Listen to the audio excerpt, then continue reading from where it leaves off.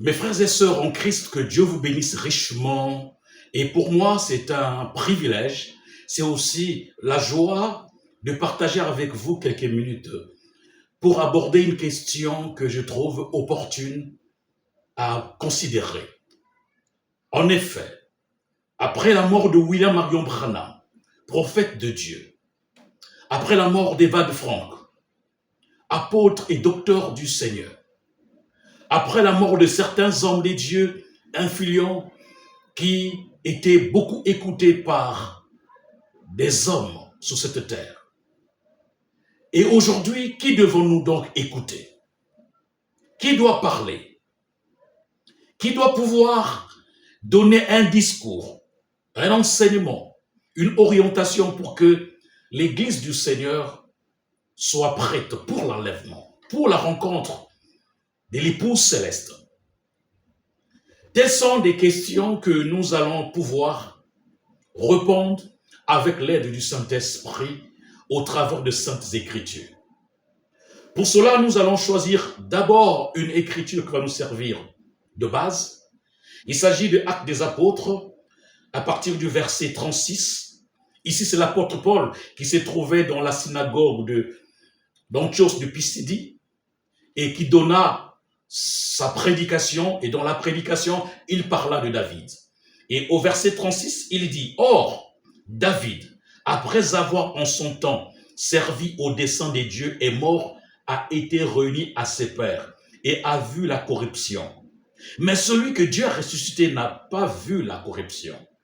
Sachez donc, hommes frères, que c'est par Jésus-Christ que le pardon des péchés vous est annoncé, et que quiconque croit est justifié par lui de toutes les choses dont vous ne pouvez être justifié par la loi de Moïse. » Voilà, mes frères, Paul présente ici David, que Pierre, dans sa première prédication après la Pentecôte, dans Actes chapitre 2, Pierre a présenté David comme étant le prophète, que David était prophète, et que Dieu, par lui, avait déjà annoncé la résurrection du Seigneur Jésus-Christ. Et là, nous voyons que Paul, parlant de David, prophète de ce temps-là, il dit qu'il avait servi au dessein de Dieu après il est mort. Il a servi au dessein de Dieu après il est mort, a été enterré et a rejoint ses pères. Mais Jésus-Christ, lui est mort, mais n'a pas connu la corruption et ressuscité des morts. Et c'est maintenant lui qu'il présente à tout homme. Et là, nous avons, mes frères et sœurs, d'abord un prophète qui est présenté, qui a été envoyé pour servir au dessein des dieux. Après avoir fait cela, est mort. Et quelle était donc la mission de ce prophète-là? C'était de montrer à ses auditeurs, aux gens de son temps, aux gens de son âge, leur présenter la personne qui doit parler, que l'on doit écouter, qui a un discours qui produit la foi et la foi qui conduit au salut et à la justification. Et cet homme, c'est Jésus de Nazareth.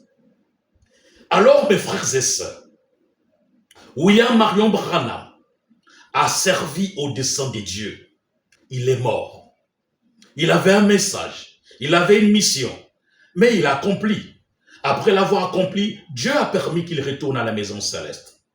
Eva Frank, de même, a accompli le dessein de Dieu en son temps, est mort. Et Dieu l'a pris. Mais qui doit continuer à parler aujourd'hui? Pour revenir un peu sur ces deux hommes. D'ailleurs, qui les avait envoyés? Qui les avait établis? Qui leur avait dit ce qu'il fallait qu'ils disent à l'église, à l'épouse? C'est lui, Jésus-Christ, qui est vivant. Alors nous comprenons, mes frères et sœurs, celui que nous devons écouter aujourd'hui, c'est Jésus-Christ. D'ailleurs, dans Matthieu au chapitre 17, lorsque Jésus était sur la montagne et qu'il s'était fait accompagner de Jean, Pierre, Jacques, et que Moïse, Élie furent apparus, tandis que Pierre disait au Seigneur, si cela te plaît, que je fasse ici, que nous fassions ici 3 tentes, une pour toi, une pour Élie et une pour Moïse. Alors une voix retentit du ciel. Lorsqu'il est question du Seigneur Jésus-Christ, du Fils de Dieu, le Fils de l'homme, et avec ses serviteurs, ses prophètes, il n'est pas question de les mettre les trois au même niveau d'égalité. Alors Dieu ne peut pas tolérer cela. C'est pourquoi du ciel, la voix a retenti au travers d'une nuée. Et la voix dit, celui-ci est mon fils en qui j'ai mis toute mon affection. Écoutez-le, le commandement divin. Et lorsque les oreilles des Pierre ont entendu cela, les oreilles de Jacques ont entendu cela, les oreilles de Jean ont entendu cela, que fallait-il faire? Ils se sont prosternés face contre terre. Parce que celui qui doit parler, c'est Jésus-Christ.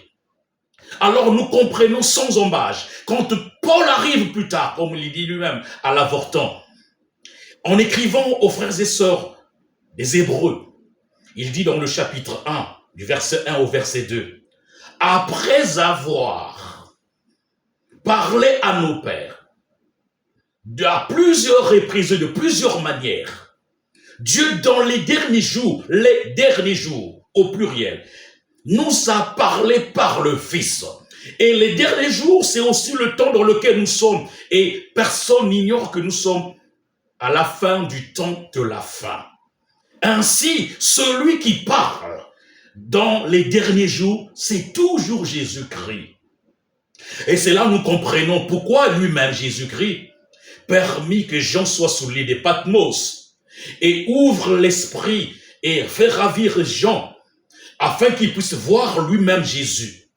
Et lorsque Jean a eu la vision de Patmos, il a vu cette chandelier d'or et au milieu, au centre, celui qui contrôlait tout, celui sur qui tout était soutenu, assisté, c'était le Fils de l'homme.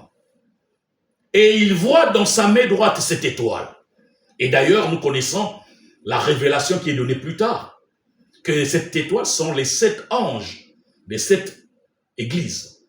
Ainsi, mes frères et sœurs, dans les derniers jours, jusqu'au dernier jour, jusqu'à la fin du temps de la fin, celui qui parle et que nous devons écouter reste Jésus-Christ. Apocalypse chapitre 2, chapitre 3.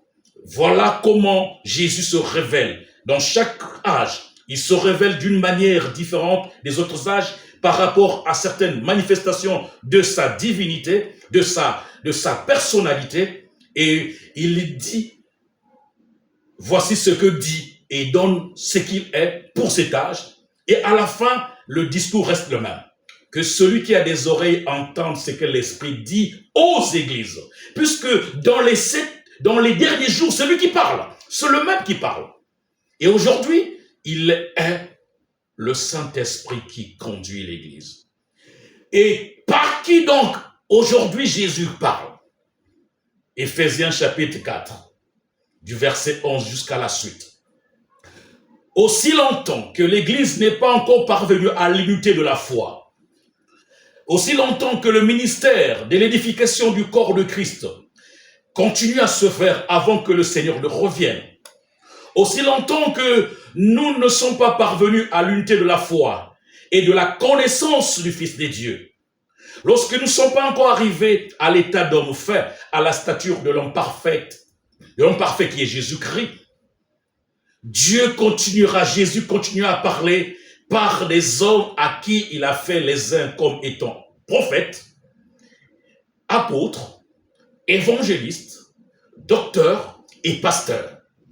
Et lorsque lui-même verra que l'Église sera parvenue au niveau voulu par lui-même, c'est en ce moment-là que lui-même se présentera à lui, cette épouse, comme il est écrit dans Éphésiens au chapitre 5, et grâce à son assistance, grâce à la perfection qu'il communique à tous les membres du corps et à tous ses serviteurs, ainsi viendra la fin, ainsi toutes choses seront rétablies, ainsi la puissance et les fils de Dieu seront manifestés, et alors nous lèverons nos têtes à la rencontre du Seigneur dans les airs. Alors, qui devons-nous écouter aujourd'hui? Nous devons écouter Jésus-Christ au travers de Saintes Écritures. C'est pourquoi tous ces hommes, William Branham, Eva de Franck, qu'est-ce qu'ils ont prêché? Ils n'ont prêché que le message qui est divin, qui est biblique. C'est pourquoi nous avons la même foi qui a le même prix que Pierre, Jean, Jacques, lorsque nous sommes retournés dans les Saintes Écritures. Ils ont accompli le dessein de Dieu à leur temps, ils sont morts.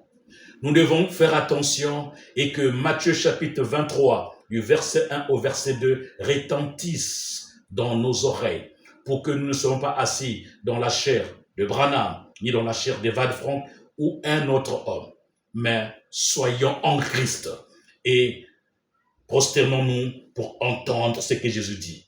Apôtre chapitre 22, verset 16, c'est lui qui dit « J'ai envoyé mon ange pour attester ces choses ».